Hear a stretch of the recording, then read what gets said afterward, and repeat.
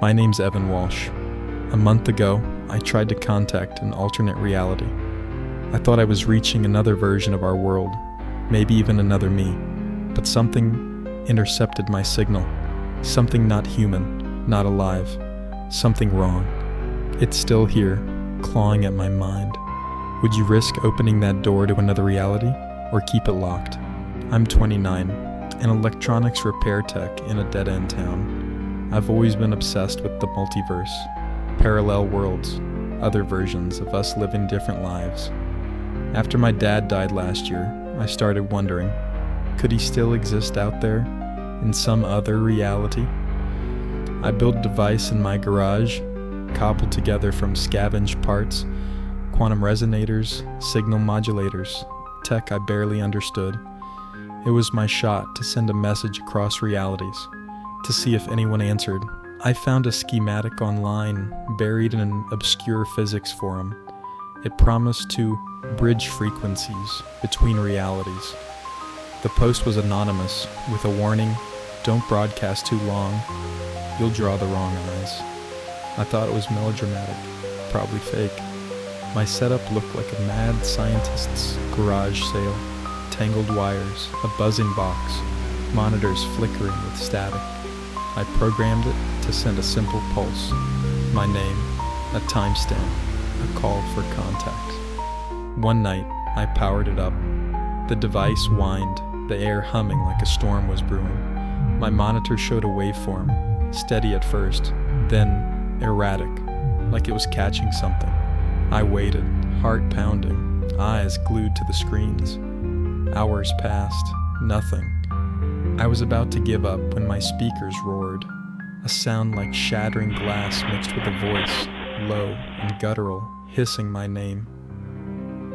Evan.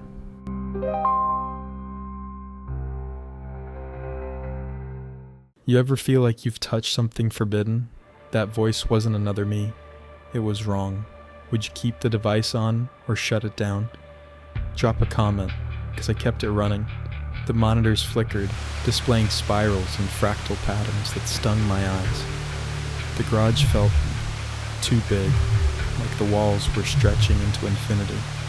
My webcam feed switched on by itself, showing not my face, but a presence, a formless mass of shadows with eyes like burning voids, too many, staring through the screen.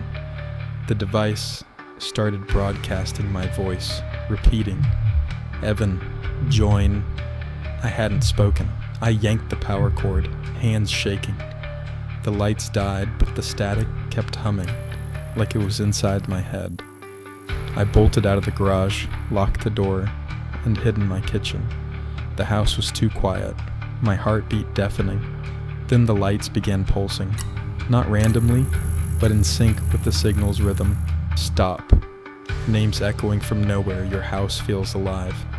Do you go back to investigate or barricade yourself and pray? 'Cause I went back. I had to know. The next morning, I crept into the garage. The device was on, wires reconnected like nothing had happened. The signal was louder, filling the room with that guttural chant.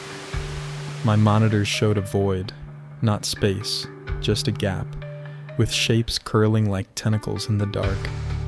A log file I didn't create was open, filled with my name, repeated thousands of times, mixed with words like intercept, consume, merge.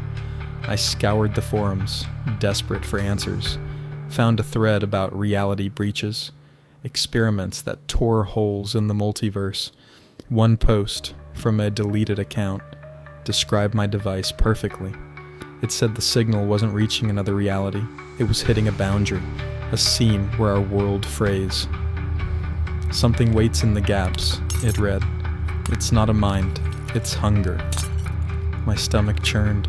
I hadn't contacted another reality. I'd caught an eldritch thing. That night, the whispers were everywhere. My TV, my radio, even my unplugged microwave. "Evan, closer." My phone played the signal, even with no battery. Shadows moved in the corners, not solid, more like tears in reality, leaking darkness. I locked myself in my bedroom, but the mirror showed a stranger.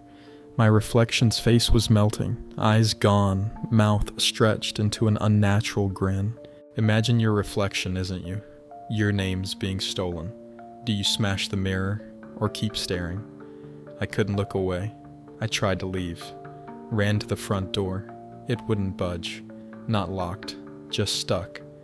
Like the world outside had vanished. My windows showed only fog, thick and pulsing. No street, no sky. I returned to the garage thinking I could destroy the device. It was covered in something. Black, slick, moving like it was breathing, reeking of ozone and rot.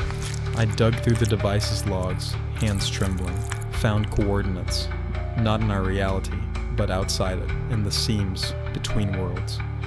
The signal wasn't a bridge, it was a tear, and my pulse had ripped it open.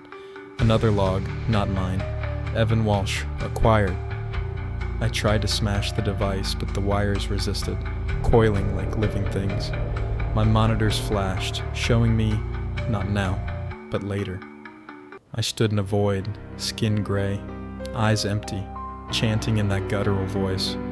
The whispers grew louder, stealing my memories.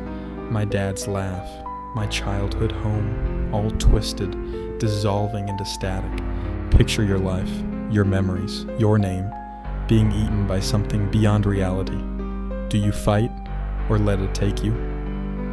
I fought, and it wasn't enough. I found a notebook in the garage, old and dusty, not mine. Pages listed names, dates, all crossed out.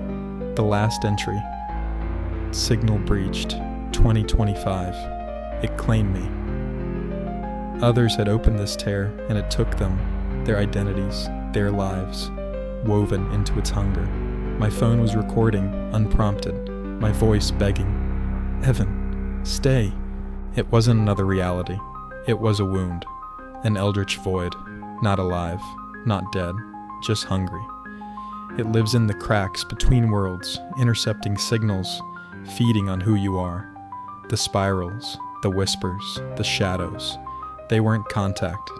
They were teeth. The shadows were me, fraying into it. My reflection was what I was becoming. Part of the wound, my name unraveling. It waits in the seams, hunting anyone who reaches too far. Every glitch, every whisper, was it claiming me, and I let it in. I carved a warning on my garage wall. Don't reach. If you're hearing this, I don't know if I'm still me. People online whisper about signals that twist reality, voices in static, mirrors that lie. So if you hear your name from the beyond, would you answer? Comment and tell me. Could you resist it?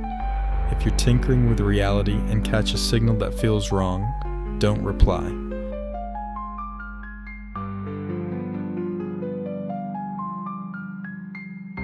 If this story sank into your bones, hit that like button. Subscribe for more. I don't know if I'll be back. Share this, unless you think your friends would send that signal. Stay safe. Stay in this reality.